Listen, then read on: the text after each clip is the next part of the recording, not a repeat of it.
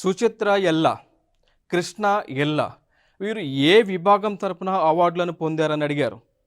So కింద options ఇచ్చారు. Like medicine అని, ట్రేడ్ అండ్ ఇండస్ట్రీ అని, స్పిరిచువలిజం అని, సోషల్ వర్క్ అని ఆప్షన్స్ ఇచ్చారు. బట్ యాక్చువల్గా సుచిత్ర ఎల్లా కానీ, కృష్ణ ఎల్లా కానీ అవార్డ్స్ పొందింది ట్రేడ్ అండ్ ఇండస్ట్రీ కింద అవార్డుని పొందారు. ఓకేనా? సో అట్లా క్వశ్చన్స్ని అడుగుతున్నారు కాబట్టి మనకు కూడా ఈ అవార్డ్స్ అనేటువంటివి నేర్చుకోవాలి. బట్ మోస్ట్ ప్రాబబ్లీ మనం చూసుకుంటే ఫోకస్ చేయాల్సినటువంటి అంశాలు స్టేట్ లెవెల్ ఎగ్జామ్స్ రాస్తున్నప్పుడు రీజనల్ స్టేట్స్లో ఎవరెవరికి అవార్డ్స్ పొందారో మనం తెలుసుకోవాలి. ఓకేనా? లైక్ ఫర్ ఎగ్జాంపుల్ తెలంగాణలో 2 అవార్డ్స్ వచ్చినాయి.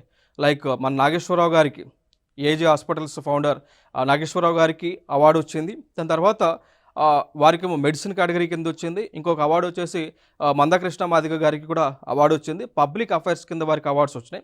సో తెలుగు రాష్ట్రాల్లో అంటే తెలంగాణలో 2 అవార్డ్స్ వచ్చినాయి, ఆంధ్రాలో 5 అవార్డ్స్ వచ్చినాయి.